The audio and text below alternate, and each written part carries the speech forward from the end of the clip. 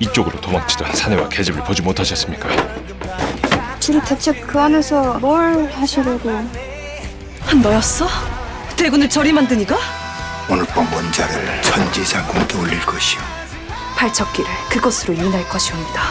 여러분은 이번 사회에서 어떤 장면이 가장 인상 깊었나요? 팔척귀의 귀신 같은 부활, 윤갑과 여리의 관계 변화, 강철의 복잡한 감정선, 정말 볼거리가 많았죠? 5회는 어떻게 진행될지 한번 써볼까요? 햇빛이 쨍쨍 내리쬐는 한낮, 여리는 산빛 아래 무릎을 꿇은 채 굳은 얼굴로 맨손으로 흙을 파헤치고 있다. 땀에 젖은 머리카락이 이마에 들러붙고 손끝은 핏기가 사라질 정도로 하얗다. 한참을 땅을 파던 여리는 드디어 낡은 천보자기를 발견한다. 할머니 무구들도 구했으니 다시 부딪혀봐야지. 그녀는 조심스럽게 천보자기를 꺼내어 흙먼지를 턴다. 안에는 오래된 북, 방울, 부적, 국칼 등 넙덕 할머니가 쓰던 무구들이 곱게 감싸져 있다. 여리는 햇살 아래 무구들을 하나하나 펼쳐놓으며 손끝으로 조심스레 쓸어본다. 팔척기 이번에는 절대 지지 않아. 그녀는 손바닥에 북을 얹고 가볍게 두드린다. 텅 하고 울리는 깊은 울림에 숲이 조용해진다. 작은 새 한 마리가 나뭇가지에서 날아오른다. 그 순간 여리는 문득 뒤를 돌아본다. 아무도 없는 산골짜기. 할머니 보고 있지?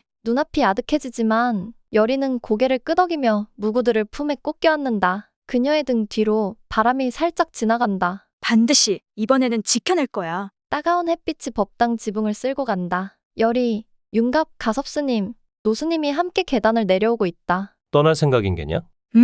팔척기를 꿰어내야 해. 여기 머물면서 숨을 곳을 찾는 건 의미 없어. 윤갑은 말없이 여리를 바라본다. 그 시선은 단호하면서도 어딘가 복잡하다. 결심이 선 모양이군. 이번에는 반드시 놈을 끌어낼 거야. 노스님이 그 둘을 바라보다 조심스럽게 주변을 살핀다. 낯선 자들이 이리로 오고 있소이다. 윤갑과 여리는 눈빛을 교환하고 재빨리 몸을 낮춘다. 가섭스님은 조용히 손짓해 숲길 쪽을 가리킨다. 서둘러라.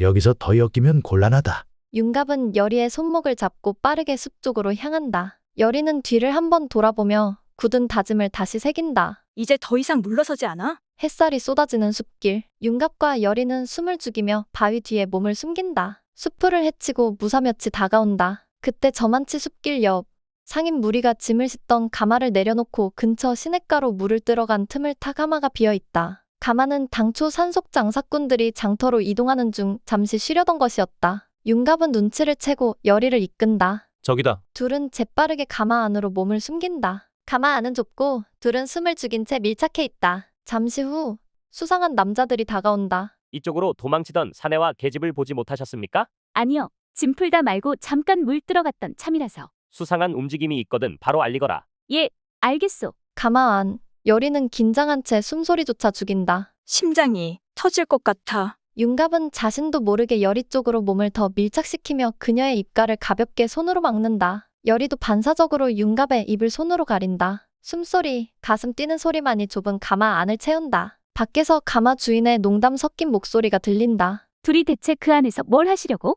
여리는 순간 얼굴이 붉게 달아오르고 윤갑도 살짝 미소 짓는다. 가마 안, 미묘한 기류가 흐른다. 바깥 소리가 멀어지자 윤갑은 조심스럽게 가마 문을 열어 바깥을 살핀다. 이제 나가자. 여리는 숨을 가다듬으며 고개를 끄덕인다. 윤갑은 여리의 손목을 가볍게 쥐고 조심스럽게 가마 밖으로 빠져나간다. 짙게 깔린 안개 사이 부드러운 달빛 아래에 비친 산골짜기. 여리는 작은 제단 앞에 무릎을 꿇고 있다. 그 앞엔 넙덕 할머니의 무구들이 정갈이 펼쳐져 있다. 윤갑은 한 손에 옥으로 된 가락지를 들고 여리 앞으로 다가온다. 의식부터 준비해. 내가 내 든든한 뒷배가 되어줄 거다. 여리는 놀란 눈으로 윤갑을 바라본다. 윤갑은 여리의 손을 가만히 잡고 가락지를 조심스레 끼워준다. 가락지가 손가락에 맞춰 톡 하고 끼워질 때 여리는 숨을 삼키며 잠시 고개를 숙인다. 미운 강철이지만 한편으론 든든하고 고마운 마음이 가슴을 데운다. 윤갑은 여리의 머리칼을 손끝으로 부드럽게 쓸어 넘긴다. 거칠지만 조심스럽고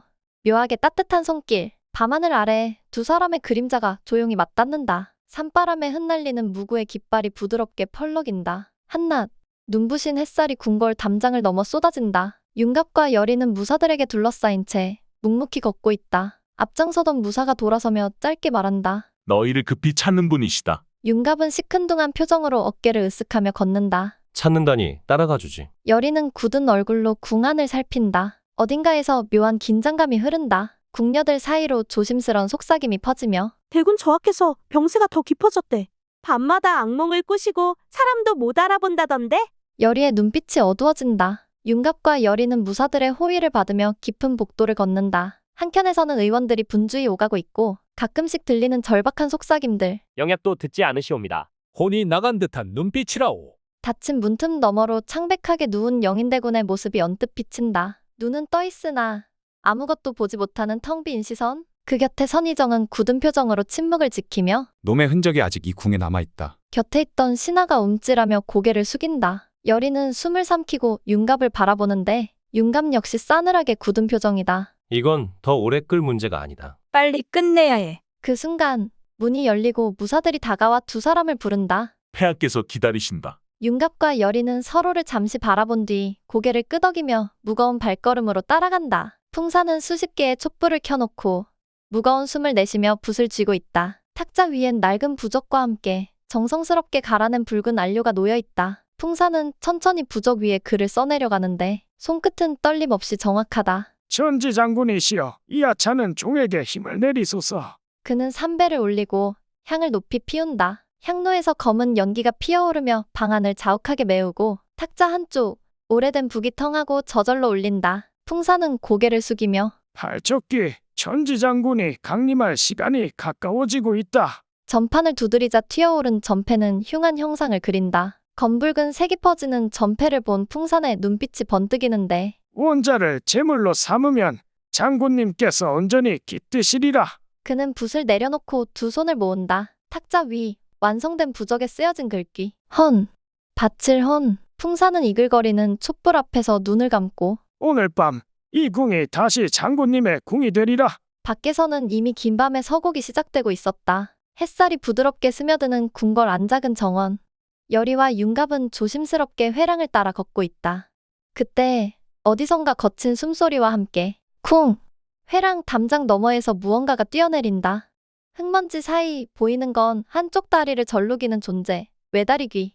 윤갑은 순식간에 여리 앞을 막아서며 검은 눈빛으로 외다리귀를 주시한다. 너 그때 너가 여기엔 무슨 일로? 외다리귀는 헐떡이며 여리를 본다. 마치 그녀를 알아본 듯 주춤거리며 고개를 끄덕인다.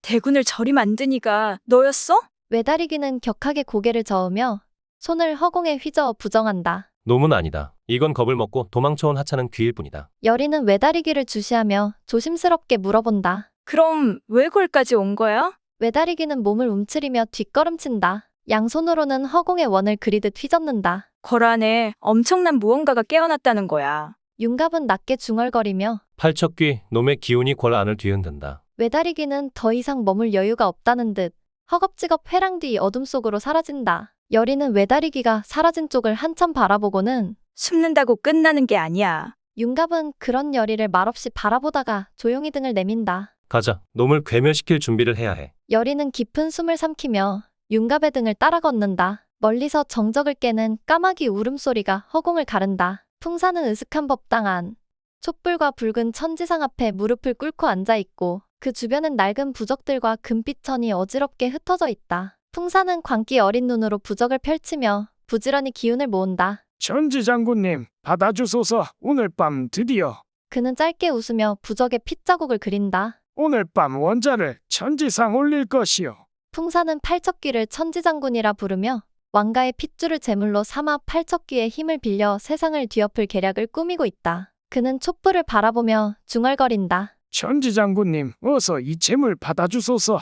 궁궐 중심에 장엄한 정각, 어저 위에 이정이 냉정한 얼굴로 앉아있고 그 옆에는 힘없이 앉아있는 원자가 있다. 어저 아래 오른편에는 여리, 왼편에는 윤갑이 단단히 서있다. 궁하는 긴장에 휩싸여 숨소리 하나조차 무겁다. 이정은 무거운 침묵 끝에 여리와 윤갑을 바라보는데 그 눈빛은 차갑고도 결연하다. 팔척기를 그곳으로 유인할 것이옵니다. 이정의 눈빛이 미세하게 흔들린다. 어자 옆 원자는 여전히 힘없이 고개를 떨군 채 숨을 내쉰다. 그러나 그의 등 뒤로 희미한 검은 기운이 또다시 피어오르는 듯하다. 밖에서는 서서히 짙어지는 어둠 속에서 팔척귀의 기운이 도성 안을 휘감기 시작한다. 바람이 스산하게 문틈을 스치고 어저 앞 정각은 한순간 싸늘하게 얼어붙는다. 다음 이야기가 궁금하신 분들은 구독과 좋아요, 알림 설정 부탁드려요. 지금까지 이야기는 개인적인 뇌피셜로 본 방송과는 다를 수 있음을 알려드립니다. 안방극장의 인기를 사로잡으며 나날이 재미를 더해가는 귀국 매주 금요일과 토요일 저녁 9시 55분에 SBS에서 방송됩니다. 많이 시청해주세요.